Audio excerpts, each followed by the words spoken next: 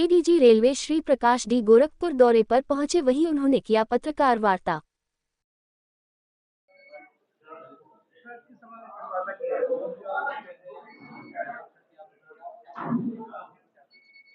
ADG GRP के कार्यभार ग्रहण करने के बाद प्रथम बार मैं गोरखपुर दौरे पर आया हूं। आज जीआरपी लाइन गोरखपुर में गोरखपुर अनुभाग के समस्त थानाध्यक्ष, थाना प्रभारी और क्षेत्राधिकारी और एसआरपी यानी एसपी जीआरपी के साथ विस्तृत रूप से अपराध नियंत्रण के संबंध में चर्चा हुई। रेलवे से संबंधित अपराध को कैसे नियंत्रित करें, इस संबंध में हम लोगों ने कार्य योजना बनाने के लिए मैं निर्देश दिया हूं। वैसे मैं ये कहना चाहता हूं, इस इलाका में रेलवे से संबंधित अपराध नियंत्रित है। दो बिंदु हम लोगों के सामने चुनौती के रूप में हमने लिया है। ट्रैक सुरक्षा, आप लोग देखे होंगे ट्रैक में कुछ सामान पाए जाने की कुछ घटनाएं इस प्रकार की हुई है विगत कुछ दिनों में। तो ट्रैक सुरक्षा में जीआरपी के क्या कार्य योजना है, क्या भूमिका है और ट्रैक को कैसे सुरक्षित रखें, और ट्रैक सुरक्षा से संबंधित अन्य एजेंसी जैसे आरपीएफ, सिविल पुलिस, 112, ग्राम चौकीदार की भूमिका, इस संबंध में हम लोगों ने विस्तृत रूप से चर्चा की है। और ट्रेनों में होने वाले जो पथराव की घटनाएं हैं, स्टोन पेल्टिंग, कुछ घटनाएं विगत दिनों से हुई है, इस संबंध में भी हम लोगों ने चर्चा की है।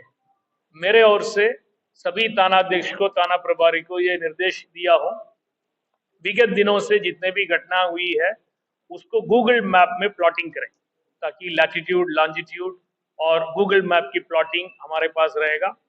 और अपने इलाका में संवेदनशील स्थानों को चिन्हित करें, सेंसिटिव स्पॉट्स, संवेदनशील स्थानों को चिन्हित करें और घटनाओं के रोकथाम के लिए कार्य योजना बनाएं। आने वाले जितने भी जो त्योहार है उसमें भी सतर्कता बरतने के लिए निर्देशित किया है।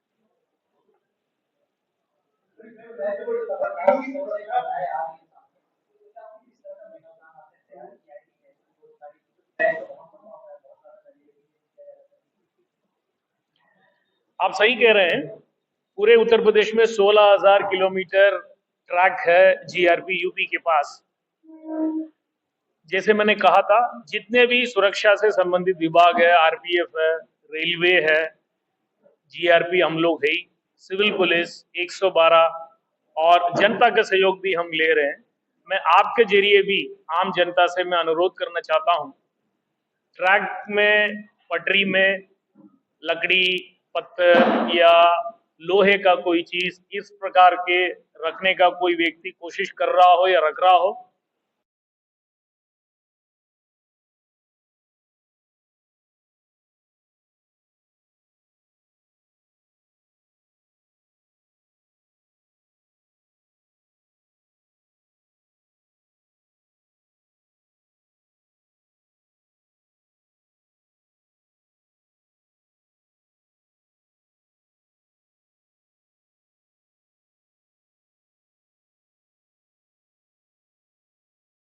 अपने अपने इलाका में संवेदनशील स्थानों को चिन्हित करने के लिए निर्देश एसओ एसएचओ को दिया हूं, चिन्हित किए भी।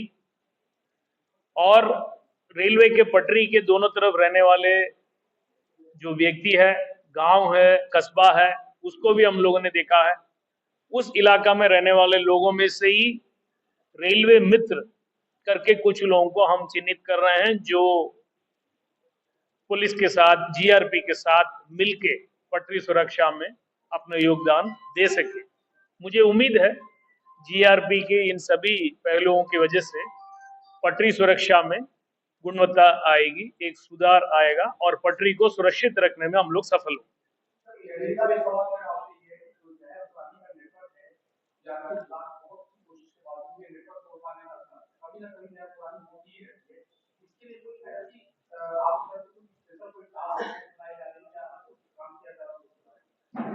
देखिए, सभी यात्रियों से हमारे बार बार अनुरोध ये है, कोई अनजान व्यक्ति से किसी प्रकार की खाने का कोई वस्तु ग्रहण ना करें। जीआरपी यूपी की तरफ से अभियान बीच बीच में चलाया जाता है। रेलवे का जो PS system, public address system, उसके जरिए हम लोग जनता को बार बार आह्वान करते हैं, अलर्ट करते हैं। यूपी 112 की तरफ से बैनर, पोस्टर, स्टिकर इस प्रकार के तैयार करके सभी थाना क्षेत्र में, सभी प्लेटफॉर्म में, सभी ट्रेनों में चिपका गया है, प्रदर्शित किया गया है। सीसीटीवी कवरेज 100%, यानी पूरे इलाका और इवन रनिंग ट्रेन, चलती हुई ट्रेन भी सीसीटीवी कवरेज में हो और उस सीसीटीवी कवरेज का फुटेज हम लोगों को रियल टाइम बेसिस में मिले, ये भी हम लोग अनुरोध किए हैं रेलवे से। एक बार फिर मैं आपके जरिए भी अनुरोध करना चाहता हूं पब्लिक से, अनजान व्यक्ति कोई भी हो जिससे खाने का कोई वस्तु ग्रहण ना करें, और किसी के ऊपर आपका संदेह है, हमारा एस्कॉर्ट है ट्रेन में, प्लेटफॉर्म में हम लोग है, आरपीएफ है, महिला सिपाही है, हम लोगों को सूचित करें।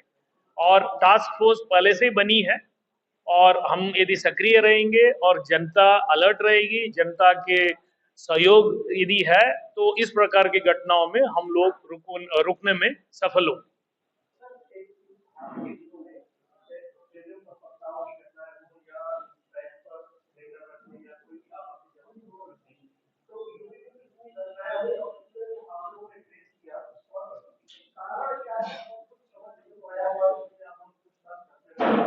देखिए, ये मैं कहना चाहता हूं, वर्ष 2024 में 36 जगहों में 36 घटना हमारे पास रिकॉर्डेड है। 36 जगहों में ट्रैक में कोई पत्थर या लकड़ी या इस प्रकार की आपत्तिजनक वस्तु रखने का घटनाएं घटित हुई।